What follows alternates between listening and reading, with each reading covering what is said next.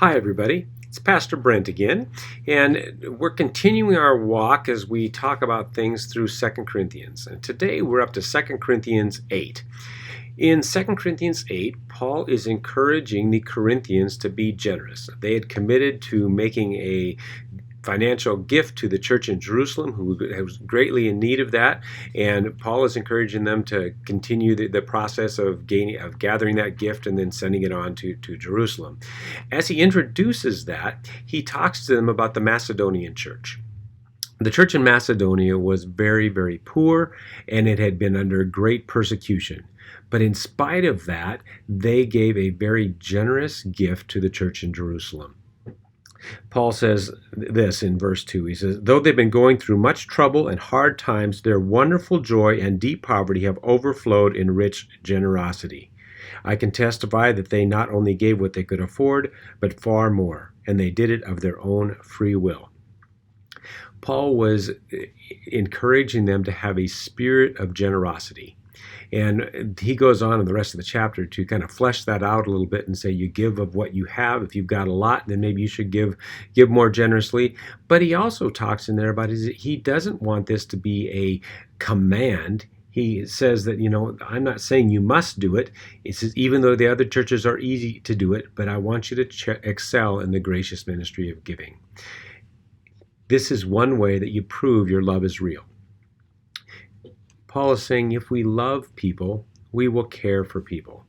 And we bless people out of what God has given us.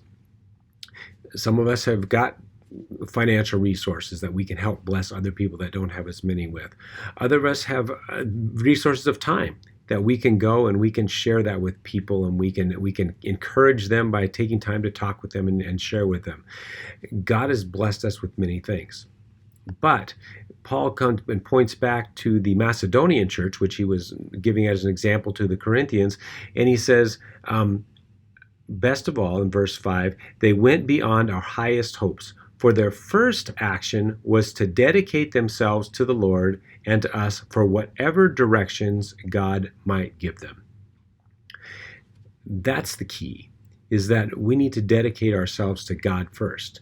And then whatever we feel God is doing and having us join him in that, then Paul calls us to follow him in that. Now, sometimes that's not real clear. Like, I was walking to work this morning, and I was looking, and I could see the sun out there, but there was so much smoke that you could just see this little kind of ball, and it was really hazy, and it wasn't really clear and bright. But yet you could see that it was there. Sometimes that's the way it is when we are trying to discern what God wants for us.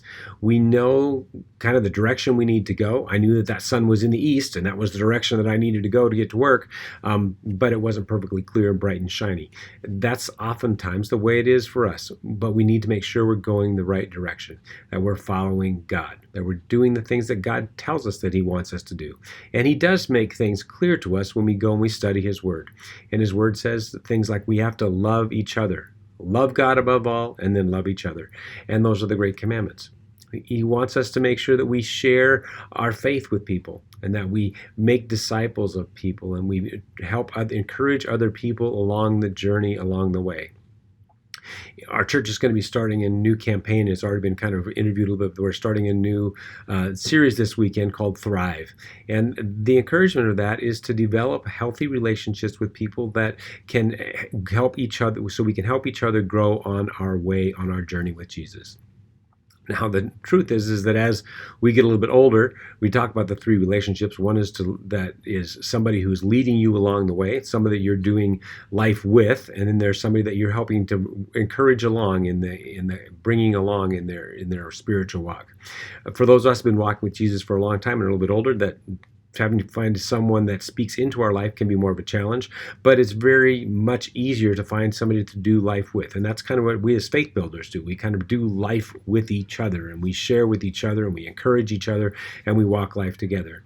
But we're also challenged to be able to reach down, so to speak, and find somebody else that's maybe not quite as far along in their spiritual journey or in their physical life journey that we can maybe help along the way. And so those are things that we can do as we follow God. And what exactly that looks like, we don't know.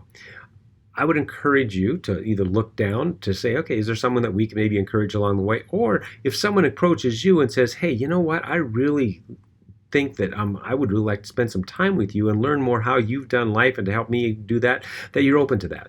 And that you can say, okay, yeah, I'm willing to take some time to be able to talk and share my life with you and to help us grow together in our faith. Sometimes when you give, you sometimes receive every bit as much. And as you walk together, even if it's in a relationship where you're in the giving relationship, you grow so much too. I've got several relationships like that where, you know what, I'm actually the giving person, but I always get when I have meet with those folks that I meet with. And it's always a blessing to be able to do that. So that's what Paul says too. He says, you know, when you give, right now you're in the giving position, but there may be a time where you need to be in the receiving position. And we then put ourselves in a position, if we have a generous spirit to be able to give, then we can also have a generous spirit to be able to receive. Because sometimes it's harder to receive than it is to give, because it takes a spirit of humility. And it's like, okay, yes, I can allow someone to bless me in that, by allowing them to be generous towards me. And that sometimes is harder to do. But I would encourage us all, as Paul does, to be generous in spirit, whether it's giving or receiving, that we want to make sure that we're following God.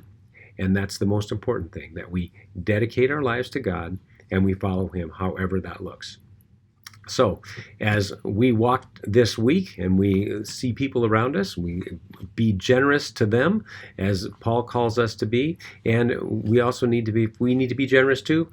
That's okay too. And receive graciously what God is giving to you. So have a great week, and we'll talk to you again soon.